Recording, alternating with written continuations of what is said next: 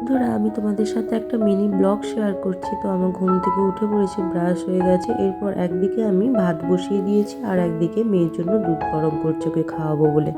মেয়ের খাওয়ানো হয়ে গেছে। এদিকে আমি পেটাই পরোটা ঘুগনি কিনে নিয়ে এসেছিলাম, সেইগুলো আমরা খেয়ে নিচ্ছি। খাওয়ার কিছুক্ষণ পর মেয়েকে একটা লেবু কেটে দিয়েছি। ওর পাপাকে দেখো খাইয়ে দিচ্ছে, তারপর ও খেয়ে নেবে। খাওয়া দাওয়ার পর ওকে স্নান টান করিয়ে ওকে খাওয়াতে আমি বসে গেছি। আজকে চিকেন করেছিলাম, ও একা একা দেখো চিকেনটা এখন খেতে পেরে গেছে। সবটা পারে না, আমি খাইয়ে দিই, একটু একটু করে খায়। আর এদিকে খাওয়া দাওয়ার পর আমি ছাদে চলে এসেছি। আর ও দেখো ওর জেম্মার সঙ্গেও ছাদে চলে এসেছে। এখন ওর জেম্মার কাছে বসে বসে গল্প শুনছে। আর এইদিকে আমি জামা কাপড় তুলে সব পাট করে নিচ্ছি। দেখো বাইরের ভিউটা কতটা সুন্দর লাগছে দেখতে। আমি আমার মিনি ব্লগটা এখানেই শেষ করছি। তোমরা সবাই ভালো থেকো, সুস্থ থেকো, আবার দেখা হবে। ধন্যবাদ।